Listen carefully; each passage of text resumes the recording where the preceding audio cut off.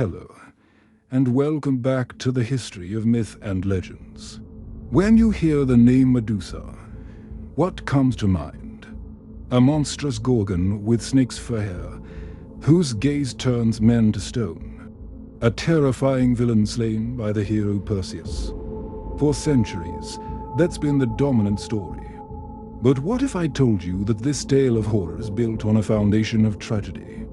That the monster we know was once a victim. Today, we're peeling back the layers of myth to uncover the untold story of Medusa, a story of devotion, betrayal, and a terrible injustice that has echoed through the ages.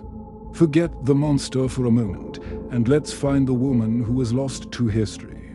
Before the snakes, before the stone-cold glare, there was a young woman of breathtaking beauty.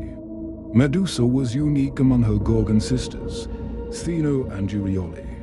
While they were immortal, born as monstrous beings, Medusa was mortal. She was renowned not for her terror, but for her lovely features, especially her magnificent, flowing hair, which was said to rival the golden threads of dawn. She was a devout priestess, dedicating her life to the service of Athena, the goddess of wisdom and warfare, within the sacred walls of the Parthenon in Athens. Her piety was as famous as her beauty, and she took her vows of chastity and service with the utmost seriousness. She was admired, respected, and lived a life of quiet devotion, completely unaware of the tragic fate the gods had in store for her. The sanctity of Athena's temple was absolute, a haven of purity and divine order. But this sacred space was about to be violated in the most horrific way. Poseidon, the mighty god of the sea and a notorious rival of Athena, saw Medusa and was consumed by lust. He paid no heed to her vows, her role as a priestess, or the sanctity of the temple. In some versions of the myth, he relentlessly pursued her. Terrified, Medusa fled to the only place she thought she would be safe, the altar of her patron goddess, Athena. But the hallowed ground offered no protection from a god's desire. There, within the temple, Poseidon assaulted her, shattering her world and defiling the sacred space. A place of worship became a scene of trauma. Medusa, the devout priestess, was now a victim of a powerful god's brutal whim. The aftermath of this horrific act is where the story takes its most cruel and unjust turn. When Athena discovered what had happened, the defilement of her temple, her divine rage was immense. But her fury was not directed at her uncle, Poseidon, the powerful male god who had committed the crime. Instead, Athena unleashed her wrath upon the victim, Medusa.y. Perhaps punishing Poseidon was too politically complex, a direct challenge to a fellow Olympian. Perhaps, in a display of cruel victim blaming, she saw Medusa's beauty as the cause of the desecration, the law that had invited the chaos. Whatever the reason, Athena's punishment was swift and terrible. She twisted Medusa's beauty into a grotesque mockery. Her beautiful, flowing hair, the very feature so admired, was transformed into a writhing nest of venomous snakes. Her once soft skin became scaly and hard, and her eyes, once full of life, were cursed to turn any living thing that met her gaze into cold, lifeless stone. Stripped of her humanity, her beauty, and her faith, Medusa was no longer a woman. She was now a monster, a gorgon in truth, not just by birthright. The curse was absolute. She couldn't look at a friend, a family member, or even her own reflection without destroying them. It was a curse of total, agonizing isolation. Can you imagine the torment? Every instinct to connect, to see another living being, became an act of destruction. Her very existence was a weapon she could not control. Cast out from society, she was exiled to a remote, desolate island. The once pious priestess was now a figure of terror, a lonely sentinel guarding an island of stone statues, the petrified remains of those who had dared to approach her, whether by accident or with ill intent. Her story was rewritten, her trauma erased, and her name became synonymous with monstrosity. For years, Medusa lived in this cursed solitude. The world that had once admired her now feared her.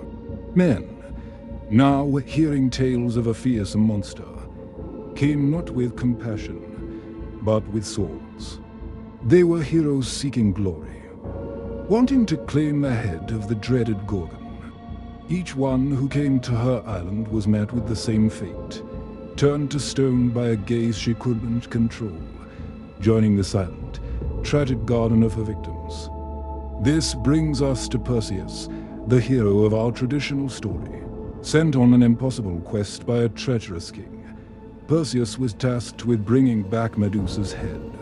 But he didn't come unprepared. The gods, the very same pantheon that had allowed her suffering, now needed her killer. Athena, the original architect of Medusa's pain, gave him a polished bronze shield.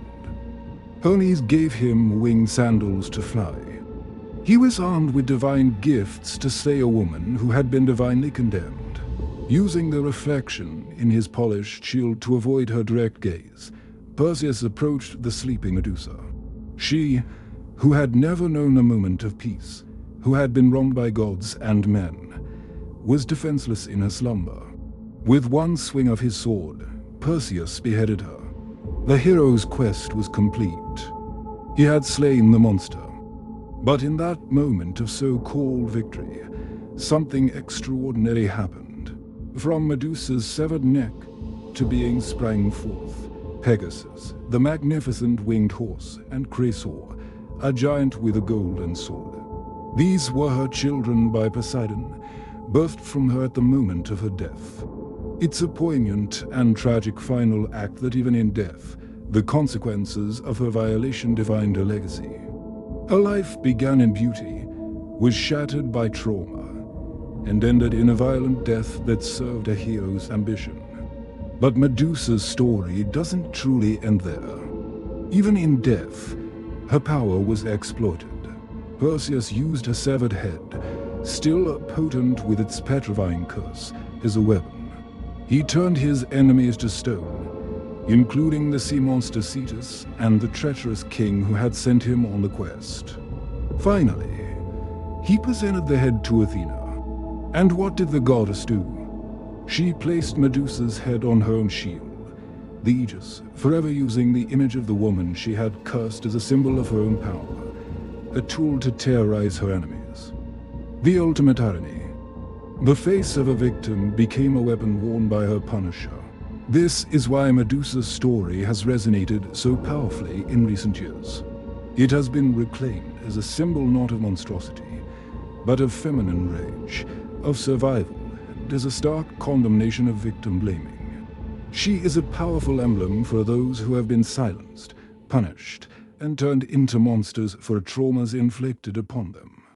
So, the next time you see the image of Medusa, look past the snakes and the fearsome player. Remember the priestess in the temple. Remember the woman who was betrayed not once, but twice, first by a powerful god, and then by the goddess she had devoted her life to. Her story is a timeless and tragic reminder of how easily a victim can be recast as a villain, and how myths, written by the victors, often hide a much deeper, more painful truth. Medusa was not born a monster, she was made one. And in understanding her true story, we don't just learn about an ancient myth, we learn something profound about justice, power, and the enduring strength of those who are wrongly condemned. Thank you so much for joining me on this journey into the heart of the myth. What are your thoughts on Medusa's story? Let me know in the comments below. And if you enjoyed this deep dive, don't forget to like, subscribe, and hit that notification bell so you don't miss our next exploration of history and mythology. Until next time, stay curious.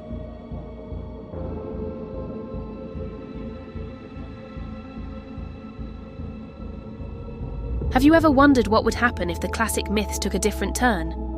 We all know the story of Perseus, the hero who slayed the monstrous Medusa. But what if, in that fateful moment, he didn't raise his sword?